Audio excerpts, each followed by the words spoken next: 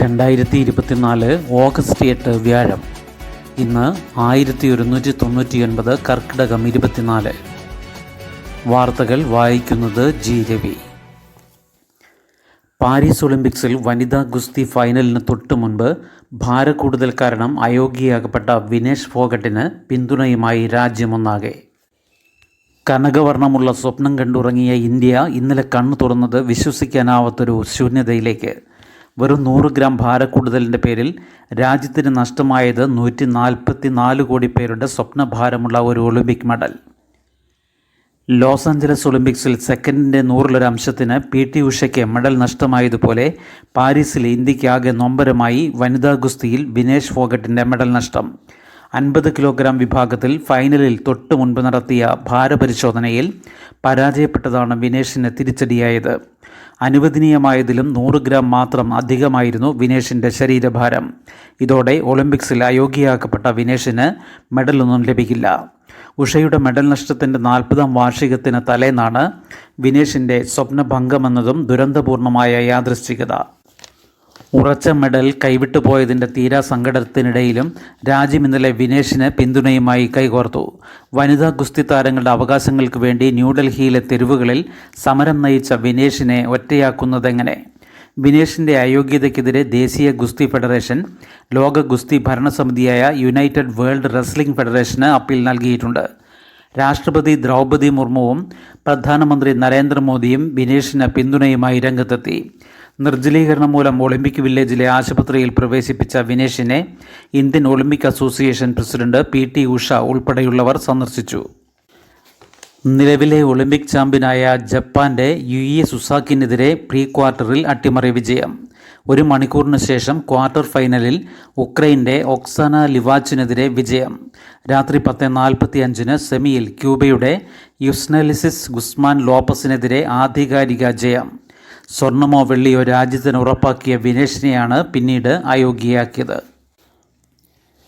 വഖഫ് നിയമ ഭേദഗതി ബിൽ ഇന്ന് ലോക്സഭയിൽ. സ്റ്റാൻഡിംഗ് കമ്മിറ്റിക്ക് വിടണമെന്ന് പ്രതിപക്ഷം. വഖഫ് നിയമ ഭേദഗതി ബിൽ കേന്ദ്ര സർക്കാർ ഇന്ന് ലോക്സഭയിൽ അവതരിപ്പിക്കും. ബില്ലിനെ ശക്തമായി എതിർക്കാനാണ് ഇന്ത്യ സഖ്യത്തിൻ്റെ തീരുമാനം. ബില്ലിൽ വിശദ പരിശോധന വേണ്ടതിനാൽ സ്റ്റാൻഡിംഗ് കമ്മിറ്റിക്ക് വിടണമെന്ന് ഇന്ന് സഭയിൽ ആവശ്യപ്പെടും. സഭയിൽ അവതരിപ്പിക്കേണ്ട ബില്ലുകൾ സംബന്ധിച്ച് തീരുമാനമെടുക്കാൻ ഇന്നലെ ചേർന്ന കാര്യോപദേശക സമിതി യോഗത്തിലാണ് വഖഫ് ബിൽ അവതരിപ്പിക്കാനുള്ള തീരുമാനം കേന്ദ്രം അറിയിച്ചത്. ബിൽ ധൃതി പിടിച്ച് അവതരിപ്പിക്കരുതെന്നും സ്റ്റാൻഡിംഗ് കമ്മിറ്റിക്ക് വിടണമെന്നും പ്രതിപക്ഷ അംഗങ്ങളായ കൊടിക്കുന്നിൽ സുരേഷ്, ഗൗരവ് ഗൊഗോയ്, സുദീപ് ബന്ദോപാധ്യായ, സുപ്രിയ സുളെ തുടങ്ങിയവർ ആവശ്യപ്പെട്ടു. ബിൽ അവതരിപ്പിച്ച ശേഷം ഇക്കാര്യം പരിഗണിക്കാമെന്ന് പാർലമെന്ററി കാര്യമന്ത്രി കിരൺ റിജ്ജു അറിയിച്ചു. ബിൽ അവതരിപ്പിക്കുന്നതിനെതിരെ മുസ്ലിം ലീഗ് അംഗങ്ങളായ ET മുഹമ്മദ് ബഷീർ, അബ്ദുസമദ് സമദാനി, K നവാസ് ഖനി എന്നിവർ ലോക്സഭയിൽ നോട്ടീസ് നൽകി. വഖഫ് സംവിധാനത്തിൻ്റെ അന്തസ്സത്ത തകർക്കുന്നതാണ് ബിൽ എന്നാണ് ലീഗിൻ്റെ ആരോപണം. പ്രധാനമന്ത്രി ശനിയാഴ്ച മുണ്ടക്കൈയിൽ. നിലമ്പൂരിൽ ഒരു മൃതദേഹം കൂടി കണ്ടെടുത്തു. മരണസംഖ്യ 225. ഉരുൾപൊട്ടൽ ദുരന്തമുണ്ടായ മുണ്ടക്കൈ, ചൂരൽമല പ്രദേശങ്ങൾ ശനിയാഴ്ച പ്രധാനമന്ത്രി നരേന്ദ്രമോദി സന്ദർശിക്കും. പ്രധാനമന്ത്രിയുടെ സുരക്ഷാ ഉദ്യോഗസ്ഥർ വയനാട്ടിലെത്തി ക്രമീകരണങ്ങൾ വിലയിരുത്തിയിട്ടുണ്ട്. സംസ്ഥാനത്തെ ഉന്നത ഉദ്യോഗസ്ഥരുമായും ചർച്ച നടത്തി. കണ്ണൂർ വിമാനത്താവളത്തിൽ ഇറങ്ങിയ ശേഷം ഹെലികോപ്റ്ററിൽ വയനാട്ടിലേക്ക് എത്താനാണ് സാധ്യത. സന്ദർശനം സംബന്ധിച്ച് ഔദ്യോഗിക അറിയിപ്പുകൾ വന്നിട്ടില്ല. വയനാട്ടിലെ പ്രകൃതിക്ഷോഭത്തെ ദേശീയ ദുരന്തമായി പ്രഖ്യാപിക്കണമെന്ന് പ്രതിപക്ഷ നേതാവ് രാഹുൽ ഗാന്ധി ലോക്സഭയിൽ ആവശ്യപ്പെട്ടു. കർണാടക, തമിഴ്നാട്, തെലങ്കാന സംസ്ഥാന സർക്കാരുകൾ നൽകിയ പിന്തുണയും കേന്ദ്രസേനകൾ നടത്തിയ രക്ഷാപ്രവർത്തനവും സമാനതകളില്ലാത്തതാണ്. സമഗ്ര പുനരധിവാസ പാക്കേജ് പ്രഖ്യാപിക്കണമെന്ന് കേന്ദ്രത്തോട് അഭ്യർത്ഥിക്കുന്നതായും രാഹുൽ പറഞ്ഞു. നിലമ്പൂരിൽ ഒരു മൃതദേഹം കൂടി ഇന്നലെ കണ്ടെടുത്തതോടെ മരണസംഖ്യ 225ആയി. ചാലിയാർ തീരത്തെ ദുർഘട മേഖലയായ സൺറൈസ് വാലിയിലെ ദൗത്യസംഘത്തിൻ്റെ പരിശോധന ഇന്നലെയും തുടർന്നു. മിനിമം മാർക്ക് നിബന്ധന മന്ത്രിസഭ അംഗീകരിച്ചു. ഈ വർഷം 8ാം ക്ലാസ്സിൽ 8 മുതൽ 10 വരെ ക്ലാസുകളിലെ പരീക്ഷകളിൽ ജയിക്കാൻ എഴുത്തു പരീക്ഷയിൽ 30% മാർക്ക് നേടണമെന്ന നിബന്ധന വീണ്ടും നടപ്പാക്കാനുള്ള പൊതുവിദ്യാഭ്യാസ വകുപ്പിൻ്റെ തീരുമാനം മന്ത്രിസഭ അംഗീകരിച്ചു. ഈ വർഷം മുതൽ 8ാം ക്ലാസ്സിലും അടുത്ത വർഷം 8-9 ക്ലാസുകളിലും 2026-27 അധ്യയന വർഷം മുതൽ SSLC പരീക്ഷയിലും നടപ്പാകും. അധ്യാപകർ നൽകുന്ന തുടർ മൂല്യനിർണ്ണയത്തിനുള്ള 20% മാർക്കിനൊപ്പം എഴുത്തു പരീക്ഷയിൽ 10% മാർക്ക് നേടിയാൽ തന്നെ ജയിക്കാമെന്നതാണ് നിലവിലെ രീതി. ഇതിനെതിരെ വ്യാപക വിമർശനമുയർന്ന സാഹചര്യത്തിലാണ് അധ്യാപക സംഘടനകളുടെ എതിർപ്പ് മറികടന്ന് സർക്കാർ കുറഞ്ഞ മാർക്ക് സമ്പ്രദായം നടപ്പാക്കാൻ തീരുമാനിച്ചത്. നിലവിൽ 9ാം ക്ലാസ് വരെ പൊതുപരീക്ഷ എഴുതുന്ന എല്ലാവർക്കും മാർക്ക് പരിഗണിക്കാതെ സ്ഥാനക്കയറ്റം നൽകുന്ന രീതിയാണ്. ഇനി മുതൽ 8-9 ക്ലാസുകളിലും 30% മാർക്ക് നേടണം. തെരഞ്ഞെടുപ്പ് കമ്മീഷന്റെ കാശ്മീർ സന്ദർശനം ഇന്ന്. കോൺഗ്രസുമായി സഖ്യമില്ലെന്ന് ഫാറൂഖ് അബ്ദുള്ള. ജമ്മു കാശ്മീരിൽ നിയമസഭാ തെരഞ്ഞെടുപ്പ് നടത്തുന്നതിൻ്റെ മുന്നോടിയായി കേന്ദ്ര തെരഞ്ഞെടുപ്പ് കമ്മീഷൻ ഇന്നു മുതൽ 3 ദിവസം സന്ദർശനം നടത്തും. മുഖ്യ തെരഞ്ഞെടുപ്പ് കമ്മീഷണർ രാജീവ് കുമാറിൻ്റെ നേതൃത്വത്തിലുള്ള സംഘം രാഷ്ട്രീയ പാർട്ടി പ്രതിനിധികളുമായി ചർച്ച നടത്തും. സെപ്റ്റംബർ 30 മുൻപ് തെരഞ്ഞെടുപ്പ് പൂർത്തിയാക്കണമെന്ന് സുപ്രീം കോടതി നിർദ്ദേശമുണ്ട്.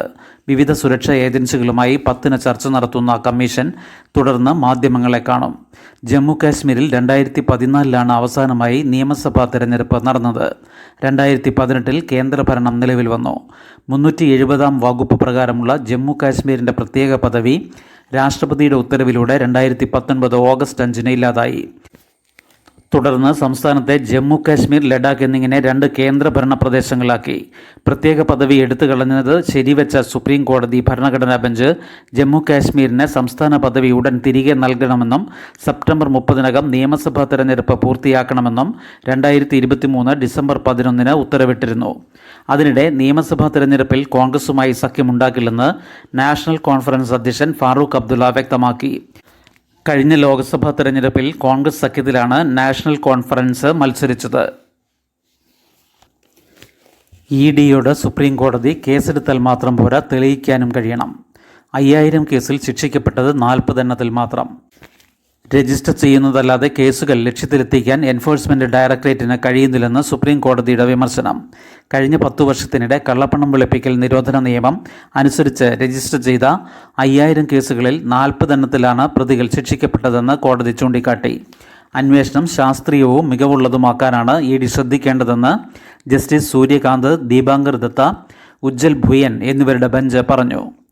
പ്രഥമദൃഷ്ട്യാ കേസുണ്ടെന്ന് കരുതിയാണ് ED കേസെടുക്കുന്നത്. അത് കോടതിയിൽ തെളിയിക്കാൻ അന്വേഷണ ഉദ്യോഗസ്ഥർക്ക് കഴിയണം. അതിന് ശാസ്ത്രീയ അന്വേഷണം നടത്തണം. അല്ലാതെ ഏതാനും മൊഴികളുടെ അടിസ്ഥാനത്തിൽ മാത്രമാകാൻ പാടില്ല. മൊഴി തരുന്നവർ നാളെ വിചാരണക്കൂട്ടിൽ നിൽക്കുമ്പോൾ അതിൽ ഉറച്ചു നിൽക്കുമോ മാറ്റി പറയുമോ എന്ന കാര്യം ആർക്കും അറിയില്ലെന്നും ജസ്റ്റിസ് സൂര്യകാന്ത് പറഞ്ഞു. എന്നാൽ മൊഴിയും തെളിവാണെന്നായിരുന്നു EDയുടെ മറുപടി. വയനാട് ഉടൻ വേണം 1000 കോടി. സംഭാവനയും സാലറി ചലഞ്ചുമടക്കം പ്രതീക്ഷിക്കുന്നത് 500 കോടി. വയനാട്ടിൽ നഷ്ടപരിഹാരത്തിനും പുനരധിവാസത്തിനുമായി സർക്കാരിന് വേണ്ടത് 1000 കോടിയോളം രൂപ. മുഖ്യമന്ത്രിയുടെ ദുരിതാശ്വാസ നിധിയിലൂടെയും സാലറി ചലഞ്ചിലൂടെയും പ്രതീക്ഷിക്കുന്നത് 500 കോടി രൂപ. ബാക്കി 500 കോടി കേന്ദ്ര സഹായം ഉറപ്പില്ലാത്തതിനാൽ ബജറ്റിൽ നിന്നു തന്നെ കണ്ടെത്താനാണ് ആലോചന. വയനാട് സമഗ്ര പാക്കേജിന് വേറെ പണം കണ്ടെത്തണം. ദുരിതാശ്വാസ നിധിയിലേക്ക് പണമായും വാഗ്ദാനമായും 50 കോടിയോളം രൂപയാണ് എത്തിയിട്ടുള്ളത്. സാലറി ചലഞ്ചിലൂടെ 350 കോടി രൂപ പ്രതീക്ഷിക്കുന്നു. എല്ലാവരും 5 ദിവസത്തെ ശമ്പളം നൽകിയാൽ 660 കോടി രൂപ ലഭിക്കേണ്ടതാണ്. പ്രളയത്തോടനുബന്ധിച്ചുള്ള സാലറി ചലഞ്ച് വഴി 1246 കോടി രൂപയാണ് സർക്കാരിന് ലഭിച്ചത്. പൊതുജനങ്ങളിൽ നിന്ന് 230 കോടിയും കിട്ടി. ആകെ കിട്ടിയത് 4970 കോടി രൂപ. കോവിഡ് കാലത്ത് സംഭാവനയായി കിട്ടിയതാകട്ടെ 1129 കോടി രൂപയും. വയനാട് ദുരന്തവുമായി ബന്ധപ്പെട്ട് സംഭാവനയിൽ സമാനമായ ഒഴുക്കില്ല. PM ശ്രീയിൽ ചേരാൻ കേരളം. പദ്ധതി പ്രകാരം 336 സ്കൂളുകൾക്ക് വർഷം 1 കോടിയുടെ സഹായം. കേന്ദ്ര സർക്കാർ സഹായത്തോടെയുള്ള സ്കൂളുകളിലെ അടിസ്ഥാന സൗകര്യ വികസന പദ്ധതിയായ PM ശ്രീയിൽ ഒപ്പുവയ്ക്കാൻ കേരളം ഒടുവിൽ തീരുമാനിച്ചു. 2 വർഷം മുൻപ് ആരംഭിച്ച പദ്ധതിയിൽ രാഷ്ട്രീയ കാരണങ്ങളാൽ ചേരാൻ മടിച്ചു നിൽക്കുകയായിരുന്നു കേരളം. എന്നാൽ സമഗ്ര ശിക്ഷ കേരളം വഴി സ്കൂളുകളിൽ നടപ്പാക്കുന്ന വിവിധ പദ്ധതികൾക്കുള്ള കേന്ദ്രവിഹിതം കിട്ടണമെങ്കിൽ ഇതിൽ ചേരണമെന്ന നിർബന്ധം വന്നതോടെ പദ്ധതിയിൽ ചേരാമെന്ന് കഴിഞ്ഞ ഏപ്രിലിൽ കേരളം കേന്ദ്രത്തെ അറിയിച്ചു. എന്നാൽ ഒപ്പിടും മുൻപ് അത് സംബന്ധിച്ച് പഠിക്കാൻ പൊതുവിദ്യാഭ്യാസ പ്രിൻസിപ്പൽ സെക്രട്ടറിയുടെ നേതൃത്വത്തിൽ കമ്മിറ്റിയെ വയ്ക്കാനും തീരുമാനിച്ചു. അനുകൂല തീരുമാനം പ്രഖ്യാപിച്ചാൽ കേന്ദ്രം കുടിശ്ശിക പണം തരുമെന്ന് കേരളം കണക്ക് കൂട്ടിയെങ്കിലും ഒപ്പുവെച്ചാൽ മാത്രമേ പണം നൽകൂ എന്ന കടുത്ത നിലപാടാണ് കേന്ദ്രം സ്വീകരിച്ചത്. വിവിധ കേന്ദ്രാവിഷ്കൃത പദ്ധതികൾക്കുള്ള കുടിശ്ശിക ഇനത്തിൽ 1432 കോടിയിലേറെ കേന്ദ്രത്തിൽ നിന്ന് കിട്ടാനുണ്ടെന്ന് വിദ്യാഭ്യാസ വകുപ്പ് അധികൃതർ പറയുന്നു. ഇത് പ്രതിസന്ധിയായി തുടരുന്ന സാഹചര്യത്തിലാണ് മറ്റു വഴിയില്ലാതെ ഒപ്പുവെക്കാൻ തീരുമാനിച്ചത്. നടപടികൾ ഉടൻ സ്വീകരിക്കും. ഓണപ്പരീക്ഷ സെപ്റ്റംബർ 5 മുതൽ. സംസ്ഥാനത്തെ പൊതുവിദ്യാലയങ്ങളിലെ ഓണപ്പരീക്ഷ സെപ്റ്റംബർ 3 മുതൽ 12 വരെ നടത്തും. 13 മുതൽ 22 വരെയാണ് ഓണത്തിൻ്റെ അവധി. 23-ന് സ്കൂളുകൾ വീണ്ടും തുറക്കും. സ്കൂൾ പ്രവൃത്തി ദിനങ്ങൾ 220 ആക്കിയത് ഹൈക്കോടതി റദ്ദാക്കിയ സാഹചര്യത്തിൽ അതനുസരിച്ചുള്ള നടപടികൾ ചർച്ച ചെയ്ത് സ്വീകരിക്കുമെന്ന് വിദ്യാഭ്യാസ മന്ത്രി വി. ശിവൻകുട്ടി അധ്യാപക സംഘടനാ യോഗത്തിൽ വ്യക്തമാക്കി. ശുഭദിനം. നന്ദി.